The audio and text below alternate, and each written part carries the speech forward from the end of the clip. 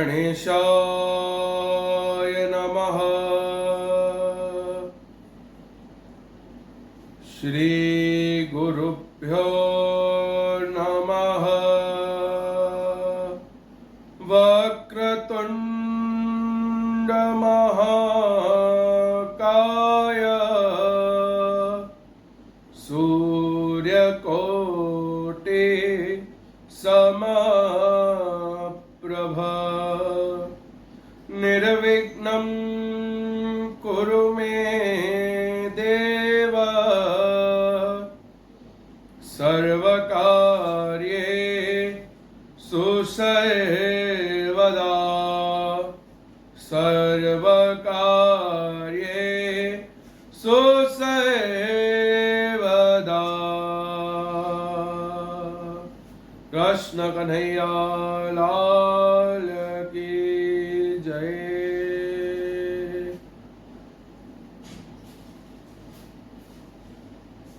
नमस्कार। दिव्य मार्गदर्शन में आपका हार्दिक स्वागत है। हरि अनंत हरि कथा अनंता में आज हम जानेंगे भगवान कृष्ण और सुदामा के मित्र चरित्र के बारे में। सुदामा और कृष्ण की मित्रता अर्थात इस जगत में ऐसी मित्रता किसी की नहीं। परंतु हम क्या कहते हैं, सुदामा एक गरीब ब्राह्मण था, पर मेरे हिसाब से सुदामा के लिए गरीब शब्द योग्य नहीं है। सुदामा के लिए गरीब शब्द योग्य नहीं है। कारण गरीब वो होता है जो मांगकर खाता और उसको मिलता नहीं है।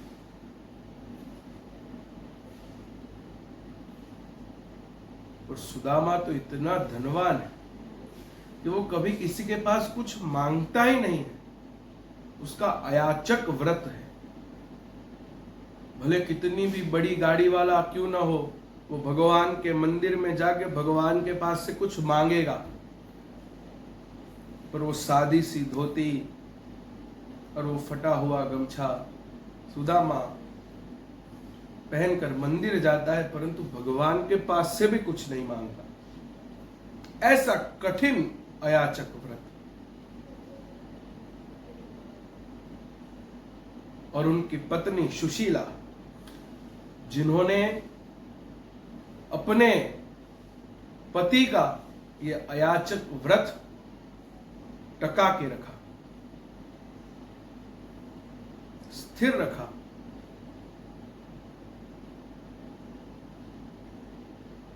कई बार घर में खाने के लिए अन्न नहीं होता, पहनने के लिए वस्त्र नहीं होता, और उसमें भी सुशीला ने कभी भी सुदामा जी के पास जाकर ये नहीं कहा कि आप ये क्यों नहीं कर रहे हो।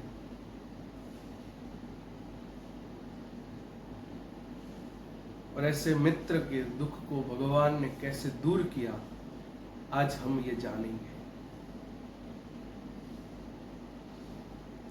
तो आइए, हमारा नित्य क्रम है कि हमारे ठाकुर जी के श्री चरणों में हम भावपूर्वक पुष्प समर्पित करें, भगवान की श्री चरणों का ध्यान करें और उनको पुष्प अर्पण कर रहे हैं ऐसी भावना करें। करारविंदेन पदारविंदम मुखारविंदे विनिवेशयन्तं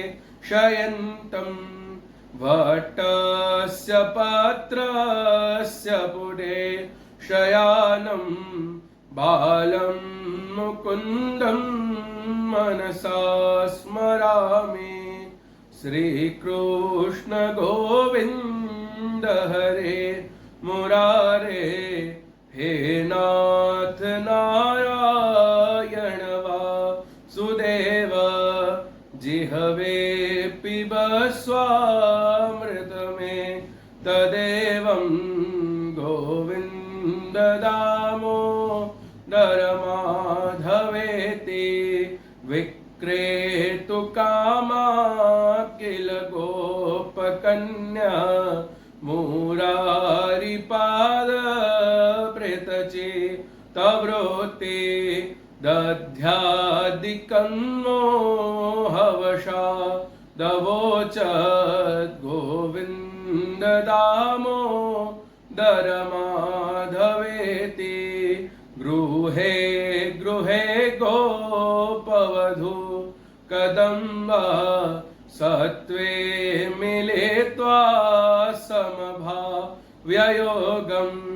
पुण्यानि नामानि पठन् ते नित्यं गोविन्द दामोदरमाधवेति सुखं शयानानिलये निजेऽपि नामानि विष्णो प्रवदन्ति मर्त्य ते निश्चितं तन्मयतां व्रजन्ति गोविन्द दामोदरमाधवेति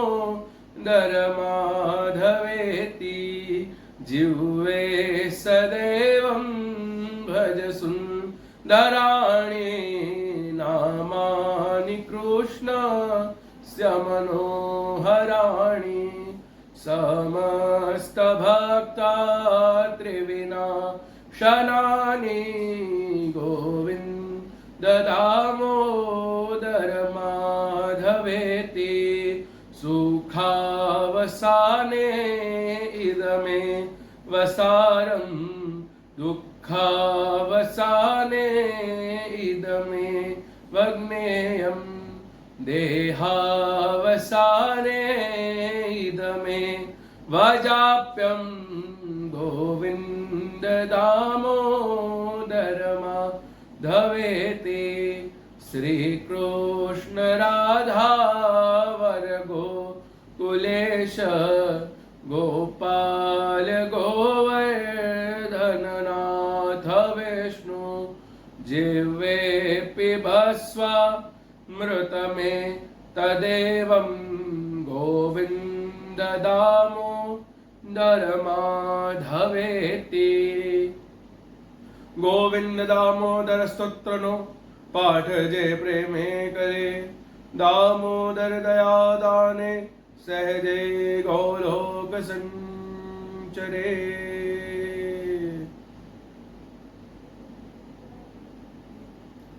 नमस्कार।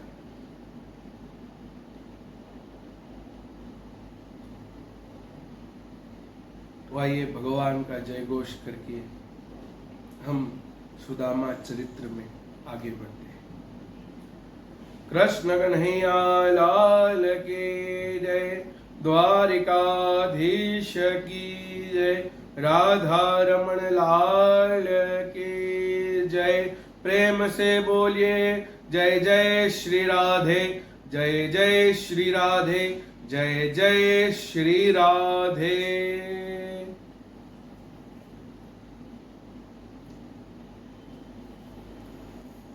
तो आइए भगवान के प्रिय सखा सुदामा के इस दिव्य चरित्र को सुने।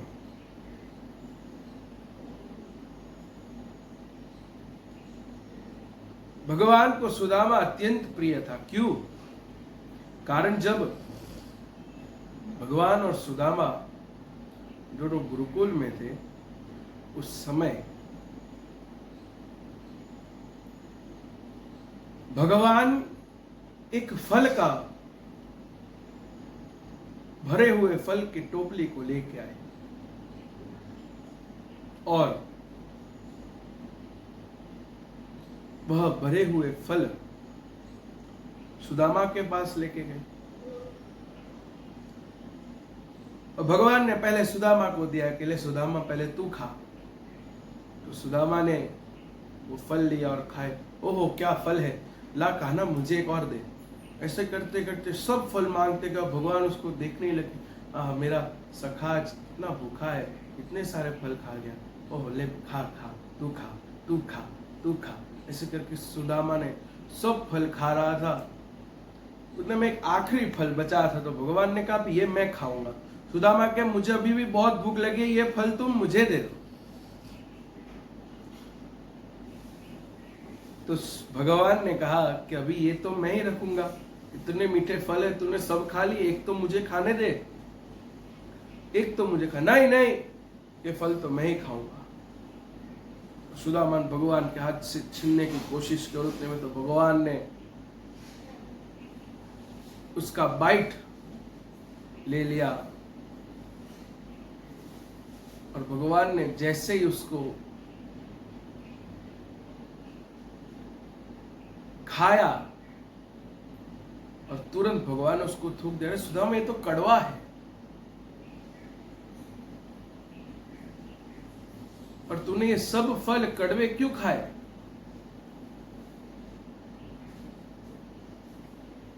तब सुदामा ये कहा,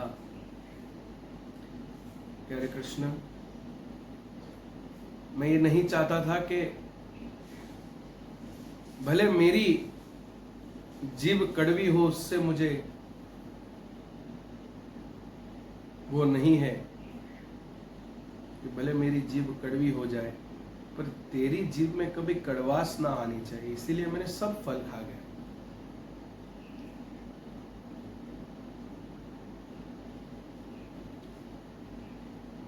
और फिर गुरुकुल का समय समाप्त हुआ, सुदामा और भगवान कृष्ण अलग हुए। भगवान कृष्ण द्वारिका के राजा बने, और सुदामा दिन रात सुबह शाम भगवान का भजन करता।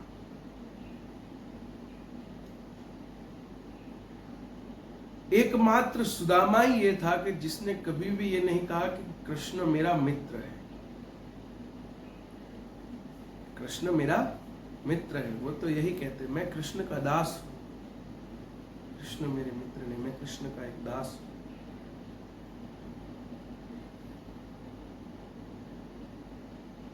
एक बार घर में खाने के लिए अनाज नहीं था, बच्चों को बहुत भूख लगी थी, वो रो रहे थे, मैया खाना दो, मैया खाना दो, मैया खाना दो।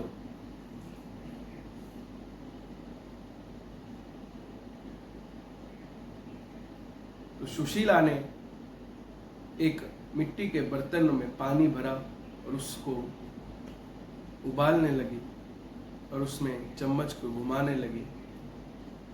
बच्चे बोल रहे मैया खाना दो, मैया खाना दो, और सुशीला बोल रही है बस हो जाए उतनी देर, बस हो जाए उतनी देर। पर वो पानी में डालने के लिए चावल ही नहीं थे, क्या दे?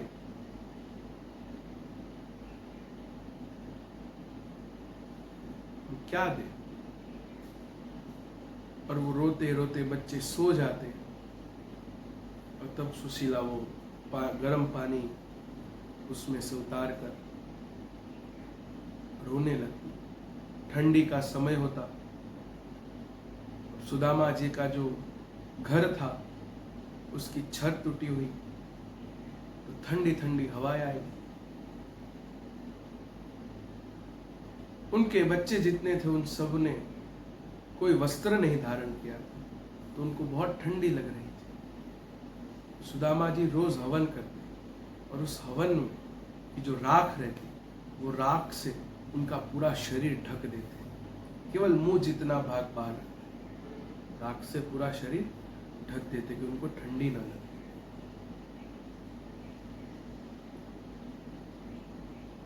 एक बार सुशीला ने को हुआ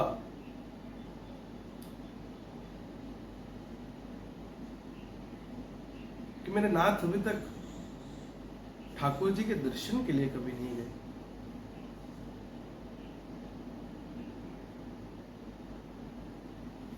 तो सुशीला ने जाकर सुदामा जी को कहा कि अरे नाथ, बहुत समय हो गया आप भगवान के दर्शन के लिए द्वारका नहीं गए।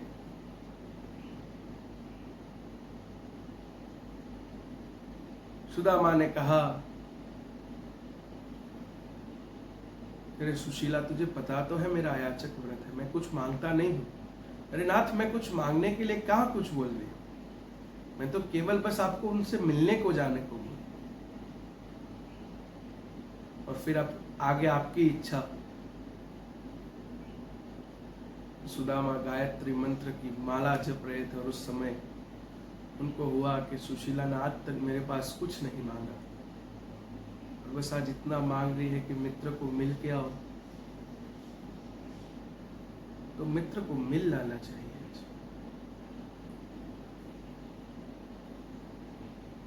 और मैं कहा उनके पास से कुछ मांगने वाला हूं, जो मेरा याचक व्रत टूट जाएगा। मैं तो बस केवल और केवल मेरे भगवान के दर्शन के लिए जा रहा हूं। सुदामा ने कहा, अरे सुशीला, इधर आओ।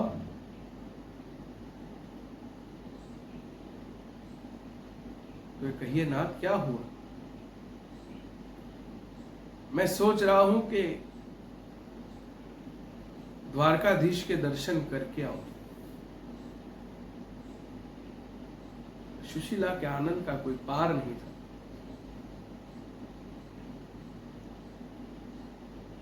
तो सुशीला ने कहा कि नाथ, आप कब निकल रहे हो? सुदामा ने कहा कि बस सुशीला, कल सुबह मैं यहां से निकल जाऊं। दूसरे दिन सुबह हुई।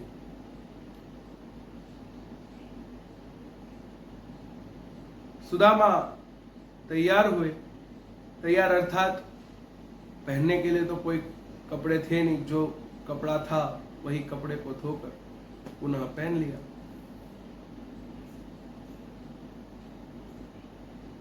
परंतु फिर सुदामा को हुआ कि इतने समय के बाद मित्र को मिलने के लिए जा रहा हूं, कुछ लेता चलूं, खाली हाथ जाऊंगा तो अच्छा नहीं लगेगा। तो कि घर में कुछ पड़ा हो तो जरा देखिए। तो सुशीला घर में देखने गई, परंतु कुछ नहीं था। बाजू में एक शेठ की दुकान थी, उनके पास गए। अरे भैया, अरे बोलिए ना बहन जी, क्या चाहिए? मुझे केवल 4 मुट्ठी पोहे चाहिए। अरे 4 मुट्ठी क्या, आप पूरी बोरी भर के ले जाइए। नहीं, बस मुझे 4 मुट्ठी चाहिए, केवल 4 मुट्ठी पोहे दे दीजिए।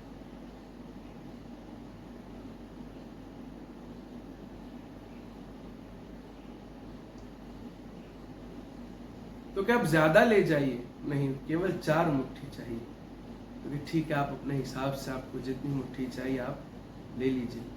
और सुशीला ने एक अपनी साड़ी का एक पन्ना फाड़ा और उसमें 4 मुट्ठी पोहे भर दिए।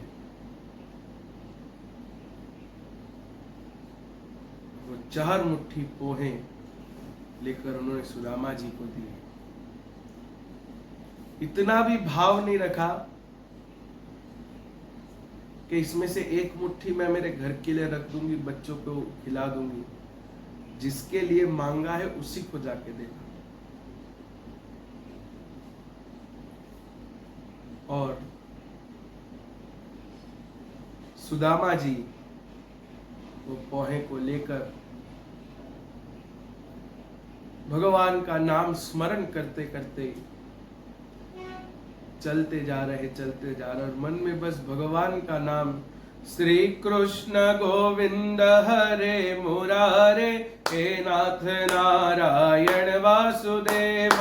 श्री कृष्ण गोविंद हरे मुरारे, हे नाथ नारायण वासुदेव, श्री कृष्ण गोविंद हरे मुरारे, हे नाथ नारायण वासुदेव, श्री कृष्ण गोविंद हरे मुरारे, हे नाथ नारायण वासुदेव।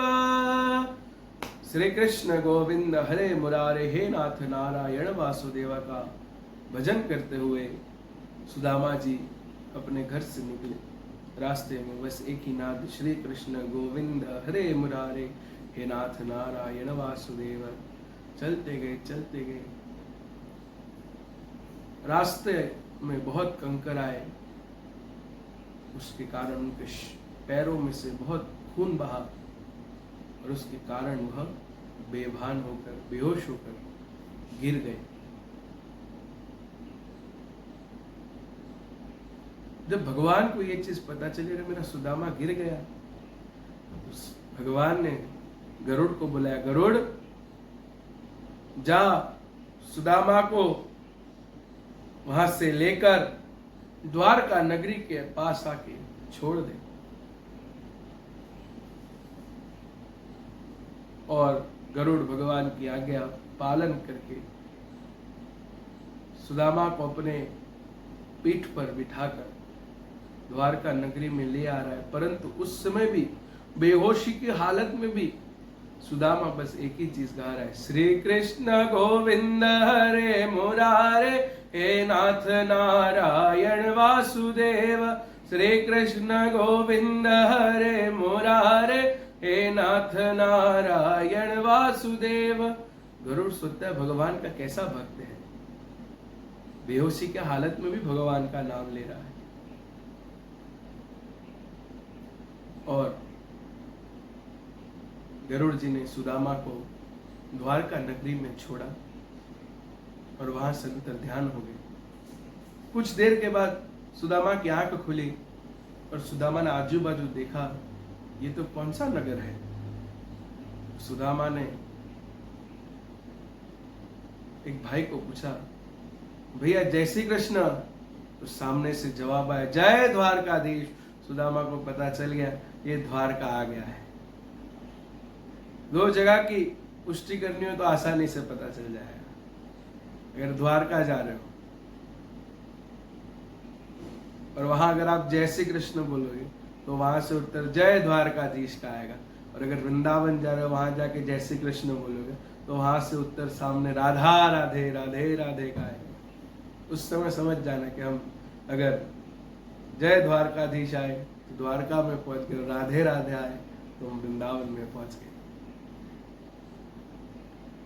सुदामा को पता चल गया कि नहीं, द्वारिका आ गया। फिर भी सुदामा ने उनको पूछा कि क्या ये द्वारिका है। अरे हाँ ये द्वारिका है। लगता है आप पहली बार आए हो। सुदामा ने कहा हाँ मैं पहली बार आया हूं। और उसके बाद सुदामा ने जब महल की तरफ अपने पैर बढ़ाए तो वहां पर द्वारपालों ने उनको रोक दिया। सुदामा ने कहा कि प्रभु मुझे अंदर भगवान से मिलने जाना है। तो क्या आप कौन हो? तो कि मैं भगवान द्वारकाधीश का मित्र हूं। वो सैनिक सुदामा की हालत देख के हंसता है और कहता है कहां हमारे द्वारकाधीश जो सुवर्ण मोती धारण करे, सोने का मुकुट धारण करे, सुवर्ण के महल में रहे, और ऐसा उनका मित्र नहीं हो सकता कभी भी। कहां हमारे द्वारकाधीश? तो कहा तुम झूठ मत कहो। एक काम करना, तुम्हें दान ही चाहिए तो कल सुबह आ जाना, द्वारकाधीश तुम्हें दान दे देंगे। सुदामा ने कहा मैं दान देने के लिए नहीं आया हूं, खाली उनको इतना कहिए कि उनका मित्र सुदामा आया है वो सैनिक ने कहा कि हमारे द्वारकाधीश के पास इतना समय नहीं है कि किसी को भी मिले, तुम चले जाओ यहां से। बाजू में और एक सैनिक खड़ा था, उसने कहा, मेरे भाई, ये भले पागल हो सकता है परंतु ब्राह्मण है और भगवान का आदेश है कि कोई भी ब्राह्मण को आज्ञा लेने की जरूरत नहीं है। फिर भी मैं एक बार भगवान को ये बता के आता हूं कि उनका कोई मित्र आया है, अगर भगवान कहेंगे तो हम उसको अंदर आने दें।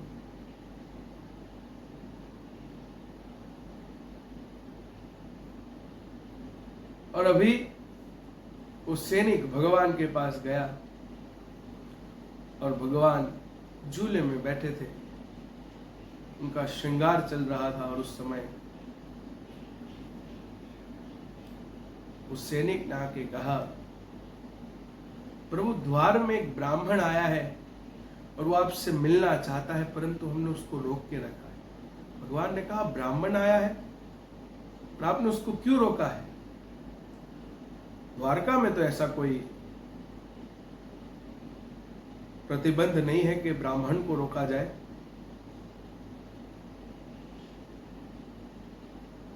भगवान, हमने उसको इसीलिए रोका है कि उसकी वेशभूषा से हमें वो ब्राह्मण नहीं लग रहा है।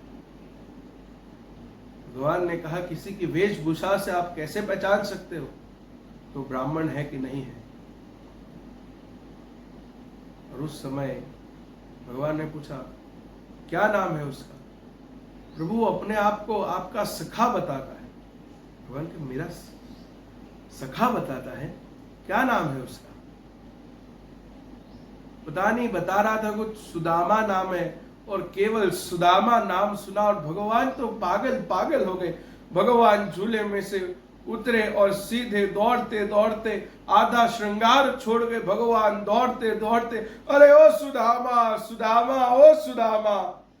वहां सैनिक और सब लोग देख रहे कि इस जगत का नाथ आज किसके ऊपर इतना पागल हो गया कि बस दौड़ा जा रहा है। रास्ते में उनका खेस गिर गया और भगवान तो बस सुदामा, ए सुदामा, अरे ओ सुदामा। और भगवान दौड़ते दौड़ते द्वार के पास पहुंचते और जोर से आवाज निकाला, अरे ओ सुदामा। और सुदामा और जब भगवान की नजर एक हुई तो दोनों दौड़ के एक दूसरे को भेंटे हैं।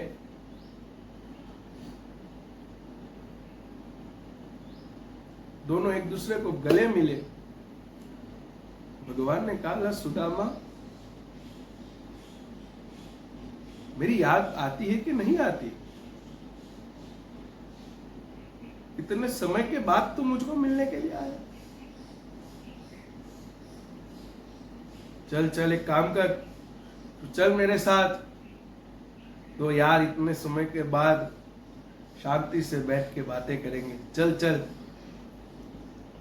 और वहां पे सब लोग चौंक हो गए कि कहाँ भगवान और कहाँ भगवान का मित्र। परंतु हमारा भगवान कितना दयालु है,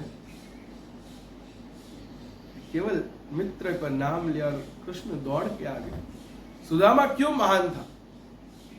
कारण, सुदामा ने कभी कहा ही नहीं कि कृष्ण मेरा मित्र है। उन्होंने तो यही कहा, मैं कृष्ण का दास। और कृष्ण ने कहा, सुदामा मेरा मित्र है। कृष्ण ने कहा कि सुदामा मेरा मित्र है।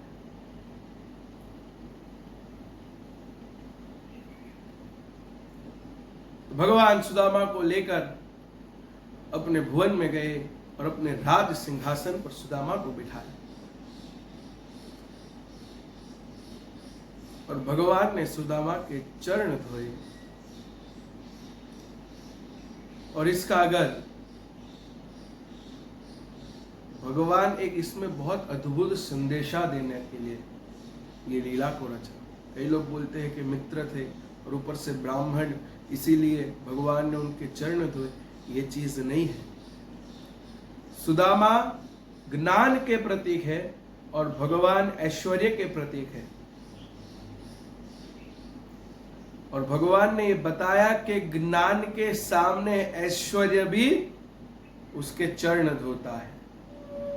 सुदामा के पास इतना ज्ञान था कि वो भगवान के पास भी उस समय नहीं था, इसीलिए भगवान ने कहा मेरे पास ऐश्वर्य है, मेरे पास ज्ञान नहीं है, मैं तेरे ज्ञान को नमस्कार करता हूं।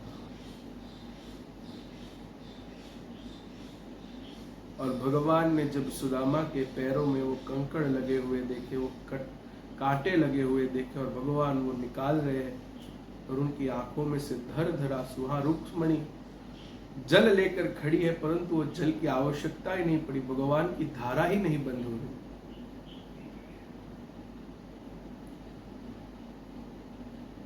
और फिर भगवान और सुदामा वापस एक दूसरे से गले मिलते हैं, और भगवान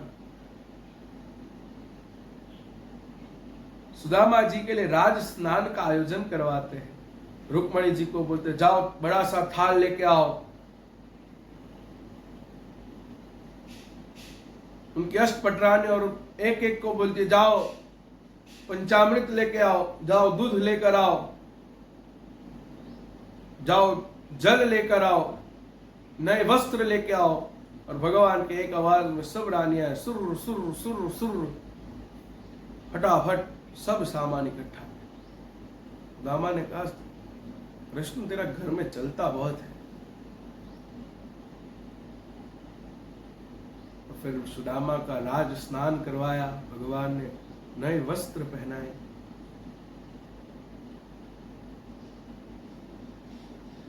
और फिर दोनों यार झूले पे साथ बैठकर अपने बचपन की बातें याद कर रहे हैं। ऐसे तो कई सारी बातें कथा में वर्णित है, परंतु उतना समय हमारे पास नहीं है। अन्यथा सुदामा चरित्र अगर सुनाना हो पूर्णतः तो कम से कम 3 दिन लगे सुदामा चरित्र को सुनने के लिए।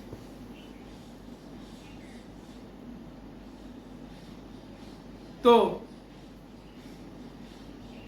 भगवान कृष्ण और सुदामा चूल्हे में बैठकर बचपन के किस्सों को याद कर रहे थे। भगवान ने कहा रे सुदामा तूने शादी की कि नहीं की? सुदामा ने कहा की ना। तो कि मेरी भाभी का नाम क्या है? सुदामा ने कहा सुशीला नाम है। तो क्या बात है? सुदामा ने कहा तू तो मुझे पूछ रहा है तूने शादी की कि नहीं की? तो कि की ना। तो कहाँ है भाभी? तो कि ये सब भाभी है तेरे। सुदामा बोले कृष्ण तेरे पास वैभव है इसीलिए तू इन सबका पेट भर सकता है, मैं तो एक का भी पेट नहीं भर पा रहा। मनोमन सुदामा ने ये बात। सुदामा ने उस समय कहा कृष्ण तुझे तेरी गुरु की भक्ति फली, तुझे तेरी गुरु की भक्ति फल गई, तूने तेरे गुरु की बहुत सेवा की इसलिए आज तुझे इतना वैभव मिला है। तूने तेरे गुरु की बहुत सेवा की। और कहा जाता है गुरु कृपा अगर आपके ऊपर होगी तो इस संसार की कोई चीज आपको परेशान नहीं कर पाएगी। गुरु कृपा। सुदामा ने भगवान को कहा तूने गुरु की बहुत सेवा की इसीलिए आज तेरे पास इतना वैभव है। कृष्ण कैसा है कुछ मत।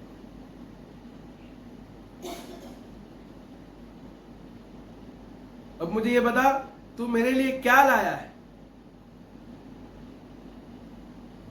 सुदामा जो पोहे की जो पोटली लाया था वो छुपाने लगता है कि फिर 56 भोग खाने वाला, काजू पिस्ता बादाम खाने वाला है, पोहा कहाँ खाएगा? वो छुपाने लगता है। भगवान देख लेते क्या छुपा रहा है? मेरी भाभी ने मेरे लिए कुछ भेजा होगा, मुझे पता था, तू दे दे मुझको। अरे कुछ नहीं है कुछ नहीं है कुछ नहीं, नहीं नहीं दे दे। और भगवान ने वो पोटली ले ली और भगवान ने फिर उसको खोला और अंदर देखा तो उसके अंदर पोहा थी। उसमें 3 घटनाएं घटी। पहली घटना भगवान की जितनी अष्टपटरानियां थी वो देखकर हंसी। दूसरा, सुदामा की आंखें नम हो गई,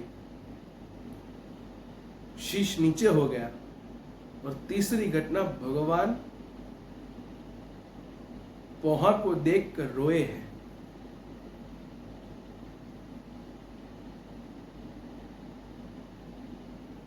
पहली घटना हुई कि अष्टपटरानियां उस पोहे को देखकर हंसे। क्यों? क्योंकि उनको लगा भगवान ने इतनी आगता शाखता की, और इनका मित्र लेके क्या लेके आया? पोहा। और जब वो हंसे तो वो देखकर सुदामा शर्म के मारे उन्होंने अपना शीश नीचे कर दिया। और भगवान उस पोहे को देखकर रोए हैं। और वो रोए इसीलिए नहीं कि मेरा मित्र गरीब है, वो केवल मेरे लिए पोहे लाया है। भगवान ने उस पोहे को हाथ में लिया और कहा, अला सुदामा, तू आज ये क्या लेके आया है? आज तूने मेरी मैया की याद मुझे दिला दी। सुदामा, मैं जब गौएं चराने जाता ना और सायं काल को थक कर घर आता तो मेरी मैया उस गैया की दूध में शक्कर मिश्रित करके पोहे को भिगो देती, और वो पोहे मुझे अत्यंत प्रिय है। सुदामा, आज तूने मेरी मैया की याद मुझे दिलवा दी, मेरे वृंदावन की याद दिलवा दी। और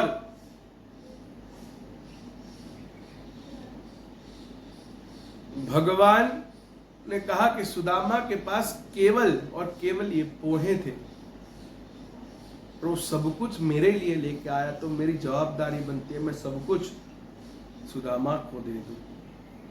भगवान ने पहली मुट्ठी पोहे खाए तो उसमें स्वर्ग सुदामा के नाम कर दिया।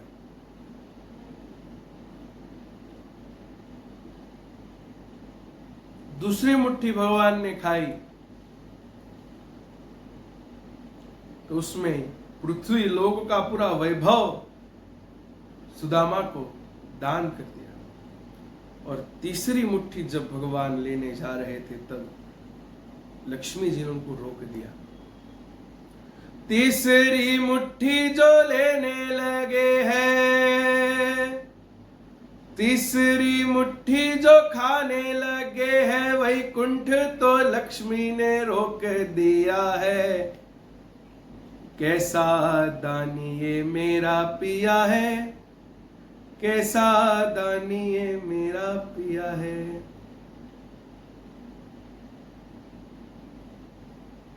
तीसरी मुट्ठी जो भगवान ग्रहण कर रहे थे तो अपना निवास जो दान में दे रहा, कैसा दानी ये मेरा पिया है, कैसा दानी ये मेरा पिया है।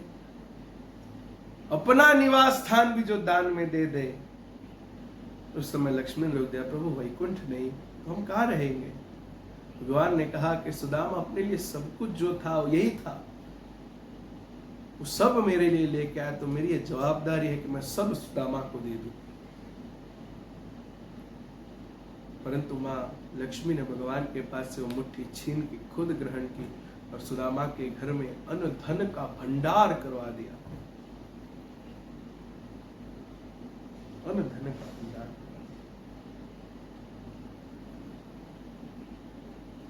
और फिर कुछ दिन सुदामा भगवान के वहां रहे और भगवान ने कहा कि सुदामा अब तुझे जाना नहीं है। भगवान ने सामने से कहा, सुदामा अब तुझे जाना नहीं है घर वापस। भगवान सुदामा से कंटाल नहीं गए थे, परंतु भगवान ये जानते थे कि उनकी धर्म पत्नी सुशीला ने अभी तक कुछ भोजन नहीं किया। जब तक उसके स्वामी नहीं आएंगे तब तक वो कोई भोजन नहीं करेगी। वो भूखी प्यासी बैठी है अपने स्वामी की प्रतीक्षा में। इसीलिए भगवान ने कहा सुदामा तुझे जाना नहीं है।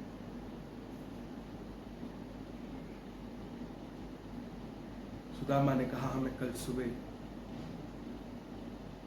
यहां से बस निकल जाऊंगा, अभी रात्रि का समय है। कल सुबह भगवान ने कहा ठीक है आज शयन कर लो, कल सुबह आप चले जाओ। रात्रि के समय भगवान ने विश्वकर्मा को भेजा और कहा कि सुदामा के घर को महल बनवा दो, जैसा द्वारिका का महल है वैसा ही। और विश्वकर्मा जब सुदामा की झोपड़ी के आगे पहुंचे और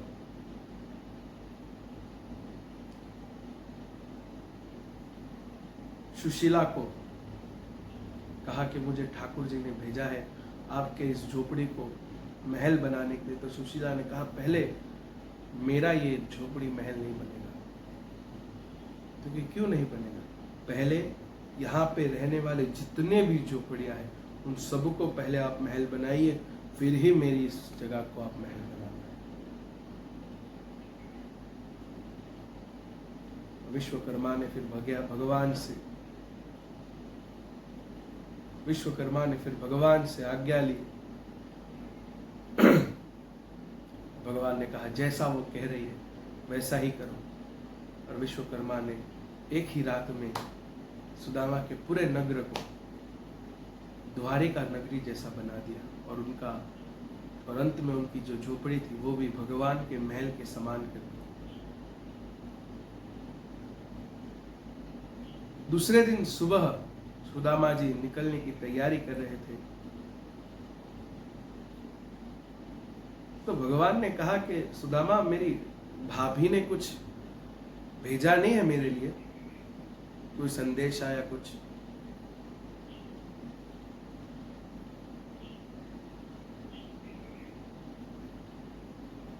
तो कि हाँ कृष्ण भेजा है ना तेरे लिए, एक चिट्ठी भेजी है, मैं भूल ही गया तुझको देने के लिए। वो चिट्ठी में लिखा था लाल पेन से इतना अद्भुत, एक मास द्वयपान में 2 एकादशी होए, सो प्रभु दीन दयाल में नित्य प्रतिदिन मोहि। हे प्रभु, एक मास द्वयपान में, एक मास में 2 पान अर्थात कृष्ण पक्ष और शुक्ल पक्ष, दोनों में 2 एकादशी होती है। तो प्रभु आपकी दया हम पे इतनी कि हम नित्य एकादशी करते, हर रोज एकादशी करते। और फिर भगवान ने उसके नीचे थोड़ी जगह बची थी, वहां लिखा होनी सी जो हो गई अब ऐसी ना होए, भाभी तेरे भुवन में अब नित्य द्वादशी होए।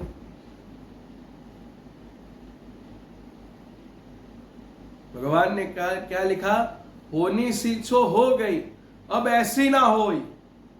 जो होना था वो हो गया, अब ऐसा कुछ नहीं होगा। भाभी तेरे भवन में अब नित्य द्वादशी हो, अब नित्य द्वादशी होगी, अब एकादशी नहीं होगी। और सुदामा को भगवान ने उस चिट्ठी को बंद करके बोला कि ये मेरी भाभी को दे देना। भगवान का ठीक है।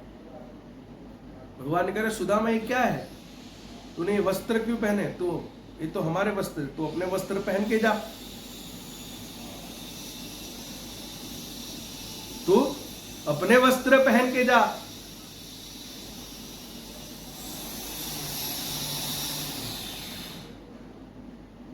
तू अपने वस्त्र पहन कर जा।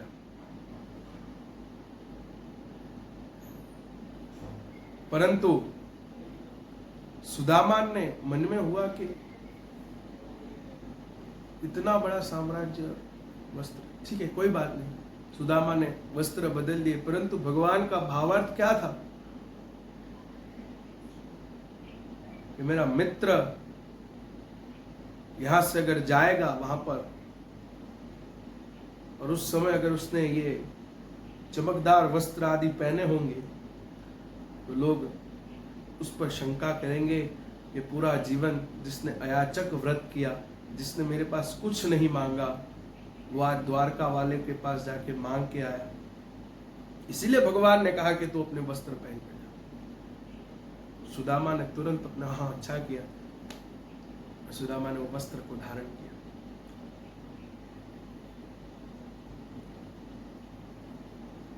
और सुदामा भगवान को नमस्कार करके वहां से निकल गए। सुदामा जब अपने नगर में पहुंचे तो देखा